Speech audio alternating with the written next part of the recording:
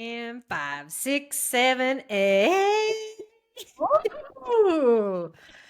Wow. I went high. For anyone that is going to watch this on YouTube, you'll know why, but let me describe it to you for those other, since we have 3 viewers, 3 subscribers on YouTube. It's going to take off.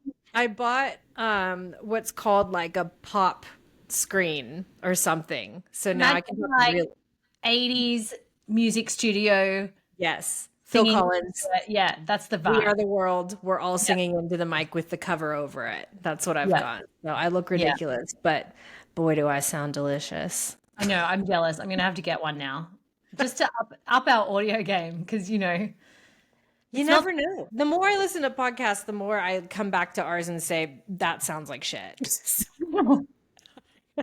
Not the content, obviously, but like the content is actual, amazing. I mean, 10 out of 10. The sound is less amazing, but we're working on it, guys. We're working on it. How have you been? I've been good. I feel like it's been ages. It probably hasn't, but it feels like it's been ages. I recently went to my first air show, believe it or not. I've been meaning to ask you about this. Let's talk about what it is. Let me tell you all the W's. Yeah, so this is the Avalon Air Show for those playing along at home. It is located in Geelong, which is outside Melbourne. For those American listeners, Melbourne is a city in Victoria. I don't know how to describe that. Yep, go ahead. So Melbourne is a city in Victoria. This is outside of Melbourne, but not super far outside of Melbourne. But we all stayed in Melbourne CBD, or downtown, if you will, and we had to get a bus into Avalon every day. So that kind of, I'm just painting the picture here. So we got one of those like sprinter vans, everyone pile in like it's school camp, and we all go out to Avalon. On the first day, we left a little bit later, and it took, I'm not even joking, 2 hours in that bus. No. Mostly it was an hour at the last leg because everyone was just crawling into this air show. So yeah, that was fun. And then imagine... Was it hot? No, it wasn't too bad, actually. We thought it was going to be really hot. It can get very hot, but it wasn't too bad when we were there. But imagine your typical trade show, but everybody does something to do with the air. With aviation. With aviation. Thank you for the word. And it's set outside. So you're all the booths are in tents, big tents. And then they have a flight line, also a new thing I've learned. That's where all the planes are lined up that you can go and have a look at. And then they do like all throughout the days, they do displays. So like fighter jets fly over, they do a bunch of stuff. Okay. So it's also really loud a lot of the day because fighter jets are going over the top of you. So you literally had this thing that we called the Avalon pause, which was like if you were talking to someone, you had to pause for the fighter jets and then continue. Oh my God. You're fully integrated into this industry. I loved it. You did? Loved it. Well, my CEO, who I work for, took me out at one point when we had a break to the flight line and to go see the fighter jets. And he knows a lot about the different jets, and he used to negotiate commercial contracts with defense. So he pointed it all out to me, told me which ones were which, why they're unique. I was frothing. It's kind of like the F1. You know how people are into the F1 now? Yes. I'm apparently into fighter jets now. So... Hey, who knew? But it was like, it was a really cool experience. I've never seen anything like it. It was fun. We obviously had a lot of work to do there as well, but just in terms of like the industry I'm now in and learning all about it and kind of, and you know, like you see all the like pilots walking around in their flight suits. It's very Top Gun, you know, it's like, yeah. So it was cool. Did I love traveling out there every day? Not necessarily. But we had it was a great time. It was very successful from a work perspective, but it was just, that kind of first experience in a whole new industry, I enjoyed it. Yeah. Oh, that's cool. Well, I'm glad you're liking that. For all of you playing along at home in America, I've just thought of the perfect scenario, unless you don't know California well. But so if Melbourne is San Francisco, Geelong is Sacramento. Like that is how you would think about it. Or if Melbourne is LA, then Geelong is the Valley, the San Fernando Valley. No, it's not the same. No, I don't know. It's got to be no. It's the best is San Francisco to Sacramento, 100%. Okay. Vibes and distance and just the type of town. Okay, we'll go with that. How Okay. are you? What have you been up to?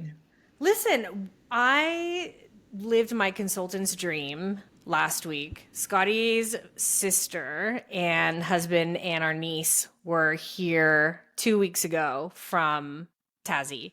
And so we had them here staying at the house, which was great. I was still able to like work. And then they were going to Mexico. They went to Sayulita. And Scotty and I were like, you know what? Fuck it. Let's go. Oh, And yeah. so I worked from Mexico last week. Of course you did. Oh, Yeah. it was Wow. delicious. We were in Sayulita, which Roberto, who was a couple of episodes ago, also told me that he was in Sayulita recently and saw someone get stabbed. That's neither here nor there. But I mean, that we can had a happen. great time. I felt safe. We surfed every day. It was so much fun. And, it's nice to know that you can like not need to be in an office and like get out and still get all your work done and be productive and then like go eat some tacos on the beach after. So, Yeah. I mean, it's interesting. I don't know if you are having this in the US, but there is a big still conversation around work from home here Mm. in Australia. And particularly because we're coming up to an election and the opposition leader originally came out and said that all public servants were not going to be allowed to work from home.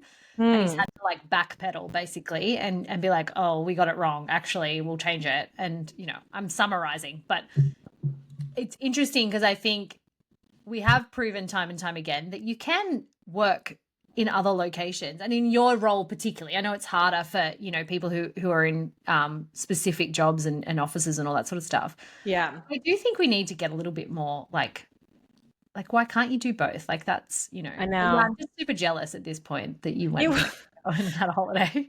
The biggest thing for me was like I wasn't like screwing around. Like I was legit sitting in meetings, getting my Yeah. work done. I just got to do it from a balcony in the sun Yeah. and like smell the ocean Yeah, and and hear when the you waves clock in off, the that's background. where you are, Yeah. and you get to like have dinner with your family and Yep. have a cocktail and yeah, it's like It I was think so it's nice.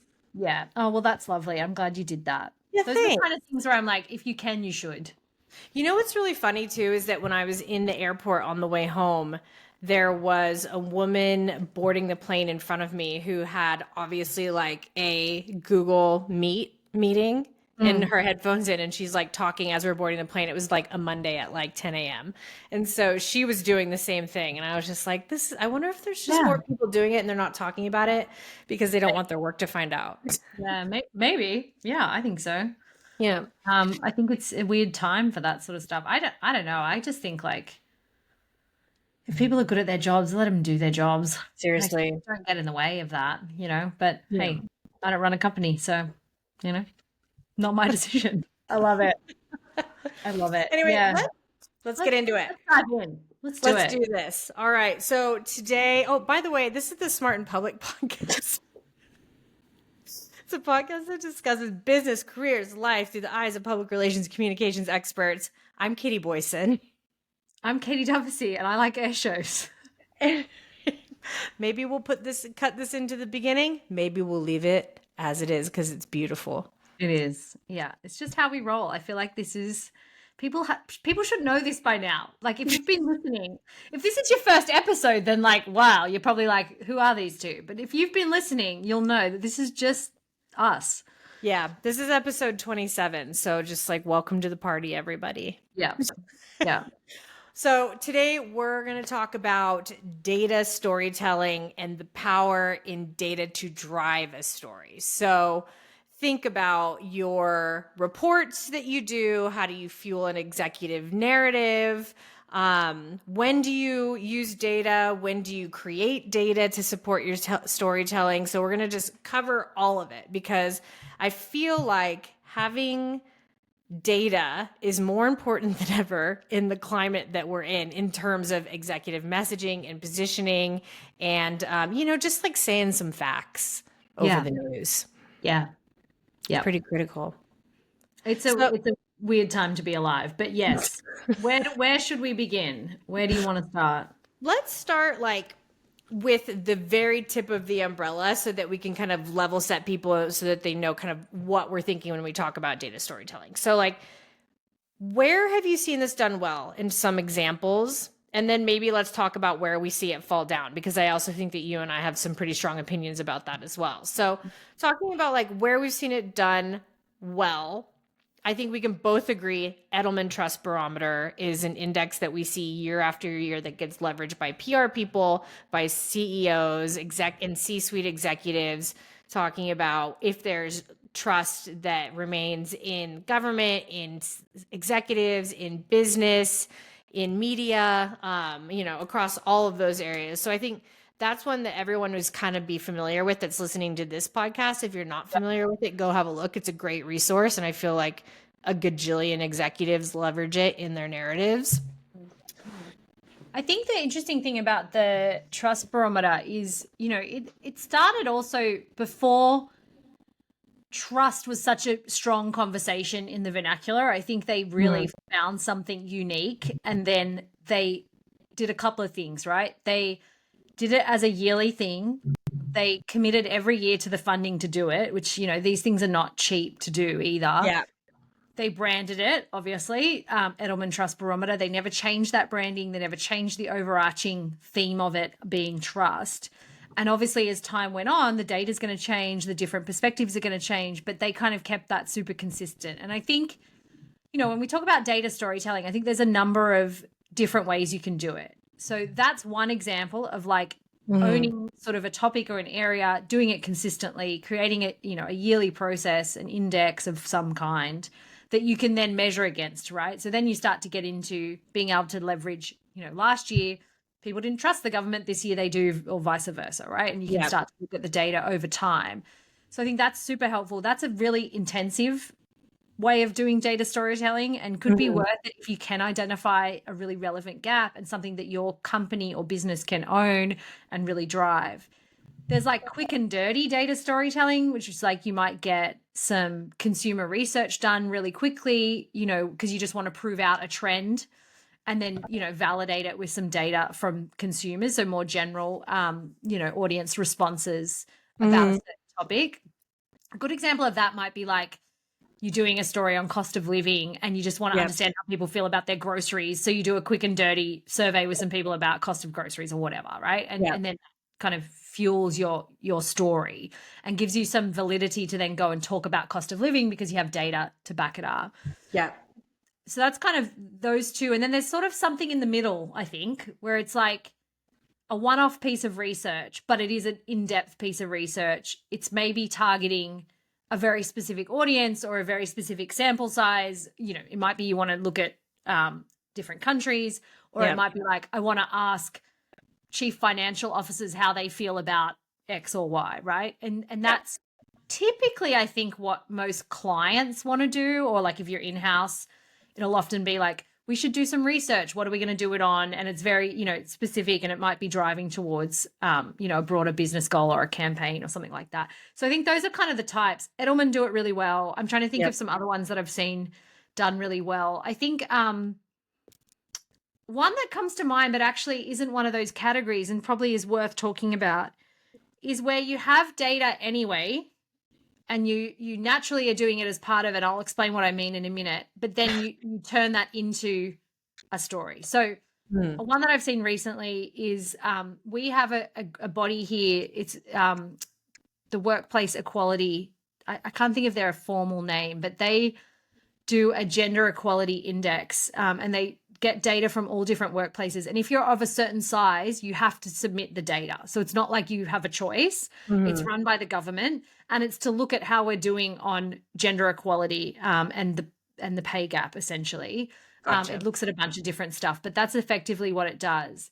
They then produce a report every year off the back of that, gathering that data. But, it's provided by, for example, the HR or the ES department would provide that to the government if you're over a certain size.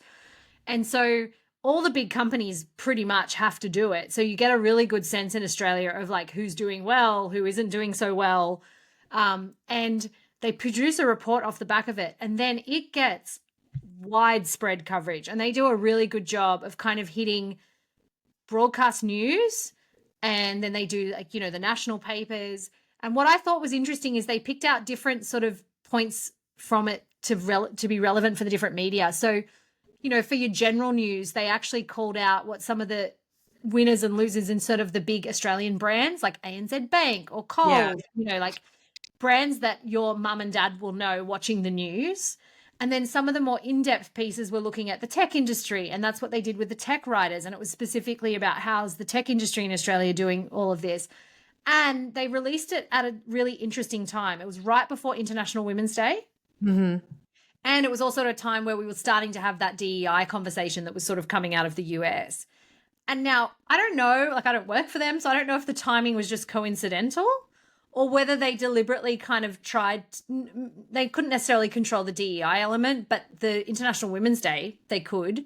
Yeah. And I just thought it was really interesting to do it right before then because automatically you have media looking to cover those stories. Yeah. So that's just a really good example, I think, of where the report exists. They have to do it from a government standpoint, but they did a really good job of turning it into news. And that's interesting too, because I find that I have it written down here of where reports fall down. Like I have International Women's Day marked on my list because I feel like a lot of companies try to join that conversation and do just a really light lift of data storytelling around the most obvious shit you could ever think of in terms of like, women's, gender equality and that sort of thing. So the fact that it worked, I think probably means that company already aligned or that government body aligned to whatever and had like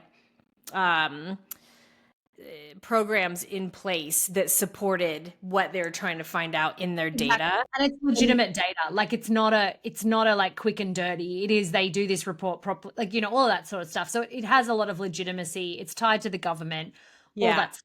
So, like I think you're right. Like I think if you were just trying to do something like advantageous around International Women's Day, I don't think it works anymore. I think it's saturated.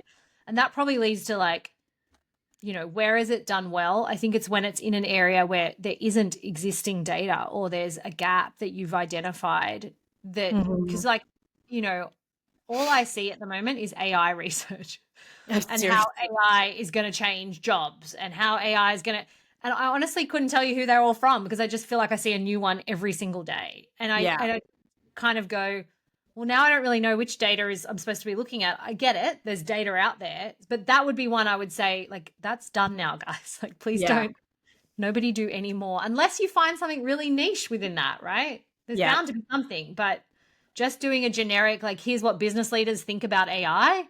Please stop. Please stop doing it. I know. I think that kind of leads into an interesting topic as well of like, how do you come up with the theme that you want to do for your research? I think it kind of depends on the type of research you want to do. Like you outlined kind of the index or just a quick and dirty kind of numbers grab. But I think where would you start if you were to give a recommendation of like, how do you come up with a topic for research? Like, what does that look like for you off the top of your head? Yeah, I think for me personally, it has to inevitably drive back to an objective or a business goal that you're trying to get to. Like a narrative pillar, maybe? Yeah, either a narrative pillar or maybe you've got a business goal, like if you're partnering with a sales team, for example, maybe we really want to go after small business owners and they haven't really had cut through with that group. Maybe you want to own a particular topic within that, area. And so you need some data to be able to start to talk about that topic with legitimacy.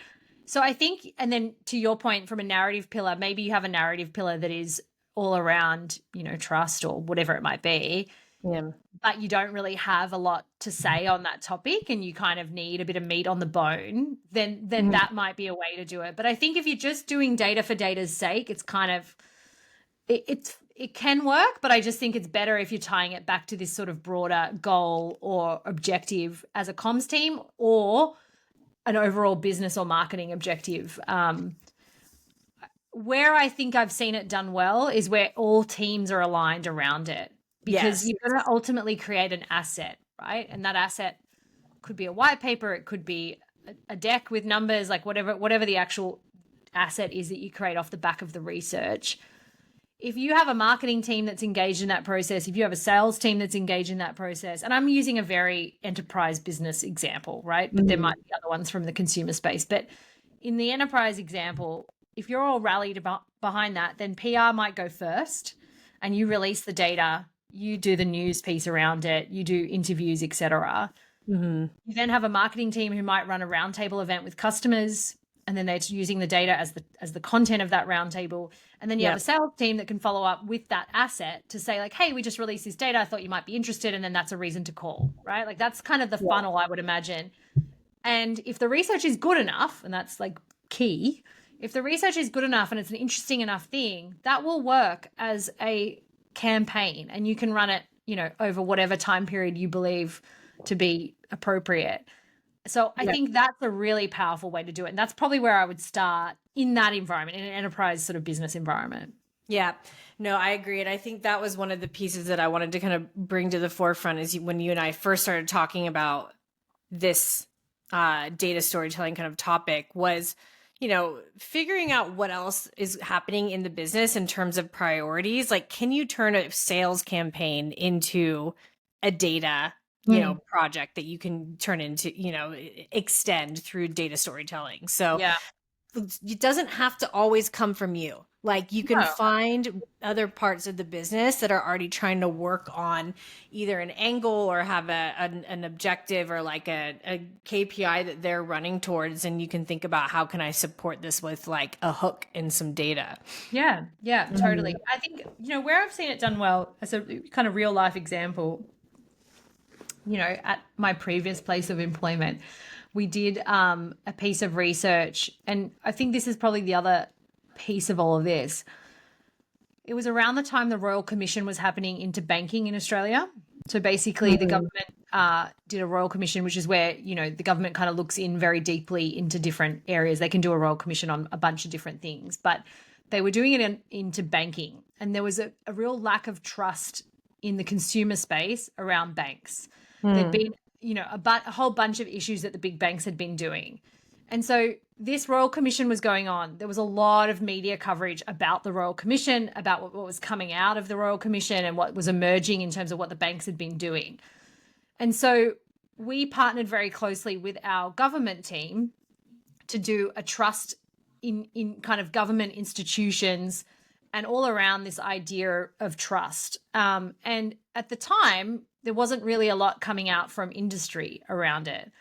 And it just was a really good example of where you had the external market sort of having this conversation around trust and trust in big institutions and that kind of thing. And then you had this ability internally that we wanted to talk about that because part of the product was that, you can get to know your customers and all of that sort of stuff. And so there was just a really nice alignment, but it was a full proper campaign and it lasted a long time. And then we did it year and year again. And we invested, and that was a co-investment. It wasn't comms just driving the investment of that. It was invested, from across the business. That's So such a good point too, is like comms doesn't have to fund that either. Who pays for it? Yeah. Yeah. Which is why I go back to the business goal, because then maybe you're not paying for it, because we don't have big budgets necessarily, and these things can be expensive. They don't have to be, but they are a lot of the time. You want to do it right and do it extensively with a particular audience, and you want to go, then it's expensive. So I think the more you can co-fund it with marketing, with sales, with you as comms, then the better. I also think actually on that note, let's talk about how much it costs, like what does the cost look like and examples there. So there's a ton of different avenues that you can go through. There's like the IDCs of the world. There's like a Survey Monkey. There's private boutiques, boutique research firms. There's the academic houses that you can go to. Like in your experience, I have only worked with like the YouGovs of the world or the IDCs of the world, which are like two totally different ends of the spectrum. Like I would say IDC, if you're doing like an index or something like that, like where it's going to be updated every year, it's super in depth. You've got thousands of respondents. Like that's going to be, over $100,000 easily. I think they're not cheap. I think. Look, it's how long is a piece of string, right? How many respondents do you want? So true. What countries? Do you want a white paper? Do you want just the raw data? I think you would not get away with less than like 10 or 20. And that's for like quick and dirty 5-question consumer. Yeah. I think that you could get away with it for that. And then to your point, if you're going large scale, it's probably in the realm of 50 to 150, depending on I would what you say want to do. if you're going to IDC, like get ready to spend $150,000, $200,000. Probably. If you're Probably. going to Survey Monkey, like Yeah. But just then make how sure you legitimate pay is to- that? It depends on your goals. Like, do you just need a data point and you just want to be able to validate something and you just need to consume it? Then yeah, don't spend a whole bunch of money. But like, if you want media to take it seriously, Yeah. and I mean, IDC is one example. There's a bunch, but like, you need to have the kind of what's the word? Like, It's like a the research needs qualification. the research needs to have been done in the right way. Yeah. And they do survey design with you so that you're not leading the witness, because a lot of this is about like survey design, because obviously you can ask a question to get the headline that you want, but legitimate research needs to be unbiased and designed in a way that people are responding, and yes, there are ways you can input questions to get what you need to get to, but I think that survey design is a really important part. And that's expensive, right? It takes time and effort. And then number of respondents, that takes time. Yeah. Do so- you need a C-level like executive? Yeah. And if you're that going to takes try and get time. CEOs to respond to a survey, that's going to be a lot more one-to-one qualitative. They have to have those relationships versus like, I'm going to send this out and people are going to respond. So yeah, I think it just depends what you need, but it's expensive, I think, in general. Yeah. And I think sample size matters as well. And I think that's something that I want to touch on a little bit with you, because I think what we've seen in the past, particularly working in international markets, when you partner with a global team, is you don't tend to get the sample size if you're not like the target audience market. And therefore it's what that results in is it's harder to pitch to media. Totally. Right. So let me ask you, Kate Hannah Duffy, what is Cool an name. ideal target size or sample size for Australia? Well, I mean, the more the better, but I would say to legitimize 20 million, no. To legitimize the data, you at least would want 1,000, at least. Now, if you're doing a very specific group, maybe you can get away with, I still wouldn't do less, but and then, Australia is a fairly small population, right? Like we're 25 million people. So I mean, ideally you'd want at least 10% of that. So probably 2.5 is a better representative sample. Yeah. So if I was doing just Australian research, I would want that. But for media, I tend to find, at least if you have a big enough number, and depending on the journo, some, but yeah. I mean, I've had global reports, let's be honest, where they've been like, yeah, Australia's included, and it's like 200 people. That's not a representative sample, and it does not a trend make, because it's not enough, And I mean, times that by India and having 500 people for India, and it's like, well, that definitely isn't a representative sample. That's literally what I was just going to say, was the India example in the back of our head, how they would be like, Australia gets 200 and India gets 200. And we were like, oh, come on. Yeah. And like, in all seriousness, that's probably some of the biggest like pushback I've had in terms of me being difficult, quote unquote difficult, is those kind of environments where it's like, this isn't a global study. Like, this is a US study with some international inputs. So you can make some global statements because it has global people in it, but you cannot then wrap that up as an India study. It's not. And I think that's like my big advice to people sitting in maybe a HQ, whether that's in Europe, in the US, and even here in Asia Pacific. And you see it here too. Like, you might have a big Australian sample size, and then you have like 50 people in Singapore, and it's like, this is Asia Pacific. And it's like, no, it's not. That's not. So it happens everywhere. But I think if you are genuinely trying to get a piece of research that then individual countries can claim as, data from India, data from Australia, whatever it is, then you need to up, which is expensive, right? So it comes back to this, like, so if you just want it for global reasons and to have the ability to say globally, this is what we're seeing, then great, that works. I think where the tension comes is when you then say, Australia, what will you be doing with this report in your market for Australia? And it's like, well, it's not a lot. So that just be like, shout out, either do it or don't do it, but don't do it half-assed. I feel bad because I opened up that can of worms on purpose. Like I knew No, that I you think were it's going to go. good. Like, I think it's like, this is my PSA. It's like, Yeah. we are legitimate countries. Like, and we have lots of people. Like, I mean, not lots, but like, I think we're the size of California. So I really shouldn't but like, I think it sometimes feels like that for people in these markets, that it's like, oh, that should be enough for you little people down there. And it's like, no. Also, can we share your sample size with New Zealand? You guys are the same country. Yeah, totally. Totally. Yeah, it's ANZ data. So it's only 100 people from Australia and 50 from New Zealand. Oh, bless you guys. Yeah. So thinking about, say you've got your data, you've got your report, it's a great sample size, like you want to use it long term. Let's talk about weaving it into storytelling. Like, what are the assets that we produce off of really good data storytelling? What does it look like long term? Like, who uses it and when?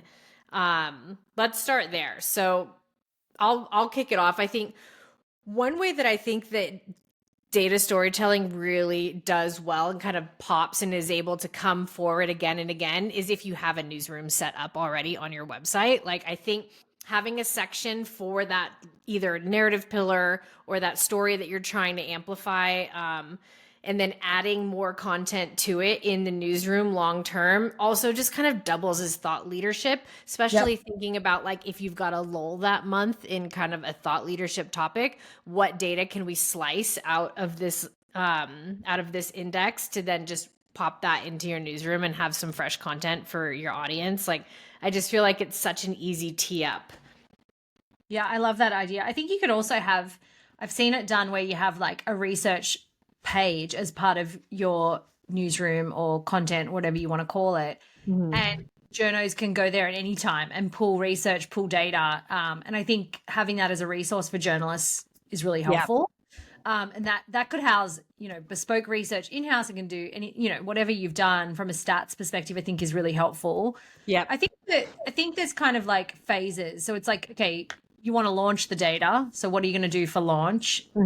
Again, it comes back to like, have you done it as a campaign? So is it part of a broader business motion? Is there going to be events that you can tap it into? Is the CEO speaking on a panel that you can, weave it into? But I think from a launch perspective, you probably just want to do your usual launch motion, package up the data, make it interesting, think about ways to package it for different news outlets, like depending on what they're interested in. I think all of that stuff. Yep. And I think it's like, where does it live in the business? So like, how is the business going to leverage the data? It might be used as a sales tool. It may not. It might not be relevant, but it definitely could be used as a marketing tool for their events. And like my experience is marketing are really hungry for content, for stuff like that. So if comms is leading on something like that, I would usually always say, make sure marketing's engaged and then do it as a campaign. As part of that, you might do some organic and paid social. Like you might do some paid social around pushing the asset. You might do some demand gen around the asset, depending on what it is and whether you want to gate it or not gate it, all of that stuff. And then I think, thinking about your executives and who it's relevant for. It might not be CEO level, but maybe it's a business line leader or whatever it is. Yeah. And trying to weave that in so that it's part of their narrative, because I think that just makes whatever you're saying more powerful, that you have a data point that backs it up. I completely agree. I think that any pillar in your narrative or key message should have like one or two data points to support it. Yeah. And it might be where you don't have like, where you've got a customer story, great, use that. Yeah. Right? Like that's your proof point. But there's often parts of the business that you're not there yet, or you don't have that, but you want to talk about that. So that's where you could really leverage the data that you've done. And hopefully the data is filling that gap, because I think that's part of it, is looking at where do we have a gap where we know we want to tell this narrative and we want to be known in the market for this narrative, but actually we don't have a whole lot to say other than kind of generic company messaging. Okay, maybe we go and do some research and really validate, what we want to say here. Yep. What kind of journalists are interested in data storytelling? Like, I guess what I'm trying to understand is like, you've got your data storytelling. How do you package it up and pitch it Yeah. I feel like it has an obvious answer to it, but I feel like I also just want to say it out loud so that, I feel like I'm the person that raises my hand and says, like, can I ask the dumb question a lot? So I'm just doing that here because I Say it feel out like loud. some people might need to hear it. So like how would you package that up and pitch it at initial launch? Like who do you in Australia typically tends to cover research? I think it really depends what it is. Like in general, I would say journalists are fairly fatigued with research. Mm, Um, but if you know you've got something good, then I think for the most part, whoever is your journo that covers, so like as an example, you might have your generic tech journos, or in my case now, you might have a defense journalist, right? But you might have data that is more relevant to marketers or more relevant to a CFO. So then you might look at trade publications like the marketing publications, or there's, financial services publications, or there's yeah. financial services writers within the nationals. Where I've seen it work well is where you are that targeted. So a lot of what we did around the kind of trust in government and that sort of narrative is we pitched the public sector or public, government journos versus general news or even the tech or the business journos, right? Like it wasn't Mhm. that type of story, and we were never going to get it into those stories. The Yep. flip of that is if you have really cool consumer data, then broadcast, because they love, 100%. That's a and, great shout. and you need visuals, obviously, so you need to think about your Mhm. visuals. But like I think anything like that where you've got a really interesting, you see airlines do this a lot, or like, Yeah.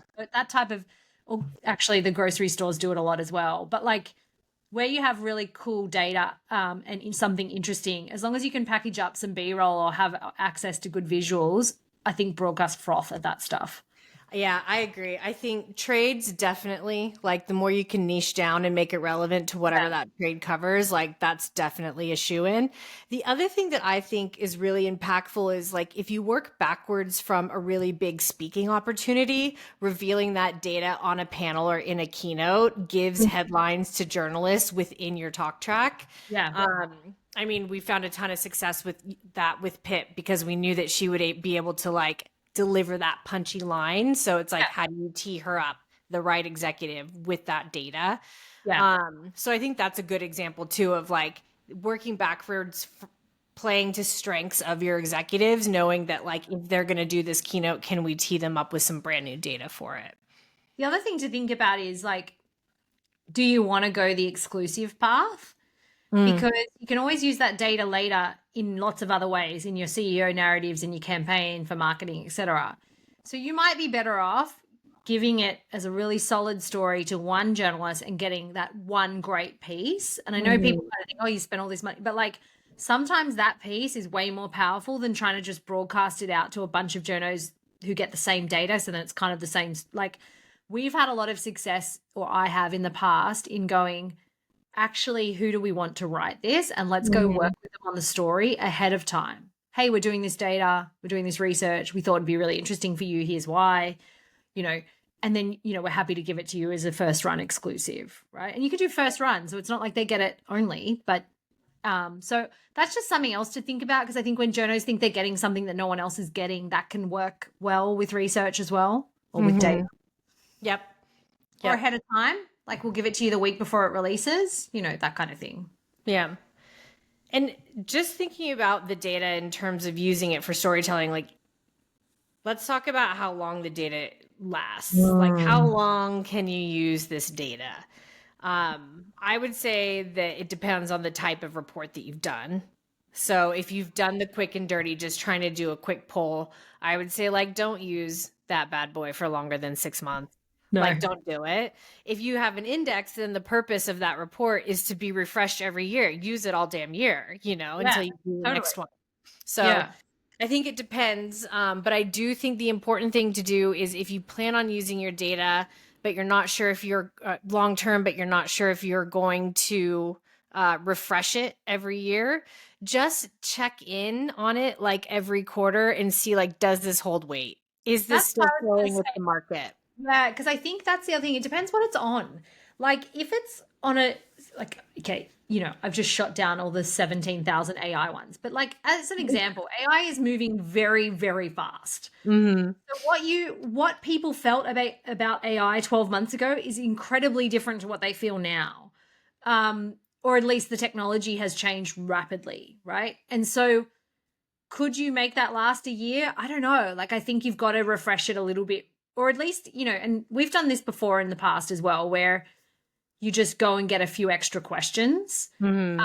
related to the new developments, right? And then that way you can kind of package it up again. But I would kind of say, to your point, if it's an index, great. You know you're doing it yearly. You know that towards the end of the year, it's probably going to be a little bit out of date. So maybe just slow your roll on that one and start planning for the next one. Mm-hmm. But I think for some of these topics, if they're very current, if they're moving fast, then you may need to do it maybe more like 6 months. Yeah. But if it's in an area that isn't rapidly evolving, then yeah, like quick and dirty, 6 months maybe, Yeah. 3 to 6 months. I don't know. Depends what it is. But yeah, no, I wouldn't say anything beyond a year. No. Unless it I was like a 5 year long term, like I don't know. But other than that, I would say nothing really beyond a year. Yeah. Yeah, I agree. I tend to agree. Okay, let's think of, I want to package this up with Yeah. recommendations. Yeah. We have not rehearsed this as with anything with this podcast. So let me try to do a quick recap, tell me if I'm missing anything. One, okay, so when you're thinking about your data as just kind of like a snapshot overview at the end, think about your topic in the sense of does it align to other campaigns across the business? Who are the players that you need to bring in? How does the topic support a long or short-term narrative depending on what those needs are? Sample size matters is the next one. So if you're going to have it global, ask your global partners first what a good sample size is, and then go from there. And then when you get all of your data and you package it up, think about what that launch strategy is, but also think about what your long-term strategy is in terms of getting that content out and doing the drip. So you're not just doing a one and done piece of research that is forgotten about after launch. And then you've wasted all that money. And then people are like, where are the results? Yeah, I think bottom line, it can be incredibly powerful. It can be very useful for filling gaps in your narrative where you don't have a proof point or you need something to validate the story that you're trying to tell. It has to be done well. And I think that's the pushback sometimes is the business maybe doesn't want to fund it, you know, or they see it as an expense. But like I think when done well, it can have legs in many different areas of the business and it can support a broader, you know, revenue goal. Like this can be not just driving news results, but actually driving to, you know, pipeline or revenue. And we've, you know, shown that in the past with reports that we've done. We've been able to track that. And I think, you know, trying to have a think about how it maps back to the business and what the business is trying to achieve. And then my final point is if you can tie it to something that is happening in the external market, Yes. all the more the better. Yeah. Like if there's a trend, if there's a royal commission, if there's like whatever it might be, I think just having that map and going, when would be the right time for this? Yeah. You know, and there's moments in time, like, you know, there's a federal budget every year. There's all different moments in time that you could kind of go, we could release this then, but let's hold for a month and actually we can leverage this sort of broader swell that's happening. Yep. There may not be that, like there's not always going to be that, but I think just having a think about that is really important. Yeah, I think the work back timeline is critical because as we know, research can take fucking forever to get out. Time. Yeah. That's a really good point actually, is like, yeah, you may want to release it, but it could take 3 months to get the data. Yeah, I was going to say, you're not going to be able to do a good job in 4 weeks. So like set that expectation with your executive. Yeah. Plan often, plan early. Yeah, that's right. You're going to have to pay for it in January if you want it for, you know, May, June. If you're failed to plan, you're planning to fail, everybody. Amen. Said never plans our podcast. I wish maybe I should post pictures of the briefing doc that we created for this episode with our notes on it because it's fucking hilarious. The irony. But I know. Oh God. Do you have I almost just said fart in public, so here we are. Do you have a dumb I in very, private? I very rarely fart in public. No, I don't have that. Do I have a dumb in private this week? Yeah. Yeah. I feel like, okay, here's my dumb in private, and we've probably said it before, but I'm going to say it again because it's very relevant right now. My husband and I are trying to renovate a house that we bought, Mm. and I've learnt I don't speak trade. Like, I don't understand what I'm doing. They could say anything to me and I would be like, that sounds great. And like, they talk in millimeters. And I'm like, who talks in millimeters? Like, no one except No. tradies, like 600 mil, Do 300 you think mil. they're trying to swindle you? A little bit. Yeah. Yeah. And like, swindle away because I'm clueless. And like, even like, yeah, it's just been a whole learning journey. I'm actually really enjoying it because the project management side of me, the type A in me, is like, has my spreadsheet. I'm getting all the different quotes. I'm tracking it all, frothing at that bit of it. But the actual talking to the trades, and because I'm socially awkward, so like it's meeting new people every single time. And they're kind of like, it's just, that's my dumb in private is like, I don't speak tradie. I'm not good at it, but I'm learning. Yeah, I would just say that my dumb in private was just me trying to speak Spanish the entire time that I was in Mexico to people. And I'm dying. You know what I'm imagining? Do you remember in Bridesmaids where she tries to speak when they're doing the speeches? yes. Yes. Tries to start speaking. It's the perfect That's example what I'm because imagining. I was always taught, like, when you travel, you say thank you in local Yes. language, you say Yeah. please in local language. Like, you try to, like, be. Yeah, I agree. And, Yeah. you know, except for France, I feel like everybody appreciates it, you know? And so Yeah. I was really, really trying, but some of the things that, like, I thought that I was saying that I was not saying correctly, Scott was like, you are so embarrassing. Yes. I'm just imagining all the staff at the hotel talking about you behind their back. And of course, I'm there with my Australian husband and my Australian in-laws who are like, you are just so American. It is humiliating. I love it. That's a great one. I can imagine it. I can see it in my mind. I don't even need like I'm there with you as you Yeah, try and do I the know. whole menu in Spanish. I Like, started that's to what I'm imagining. question. I started to question everything in my life when a drunk man called me a bandejo, and I realized that that's Ah. apparently that means asshole. I had to Google it, so it's Oh like, no. oh man, come on, man. You should be like, I'm married an Australian. I'm different. I know, I'm international. No, I did not nail it. I just, I tried to be one with the people. So I'll you try don't speak harder. Spanish and I don't speak tradie. So it's fine. We're all Language adapting. based. We Yeah. did that theme perfectly. Love it. Love it. Oh my Well, God. what a ride that was. What a whirlwind, you guys. If you have a topic you want us to cover, or want to give me some feedback on my Spanish, you like recommend a good app for me to learn. I plan on going back to Mexico and not being so American about it. Or you can follow us on Instagram, TikTok at Smart and Public Pod, or email us at hello@smartandpublicpod.com. Please review, rate, subscribe to this podcast. We greatly appreciate it. It helps us out a lot. And thanks. We'll see you next week. See you next week. Okay. Bye. Bye.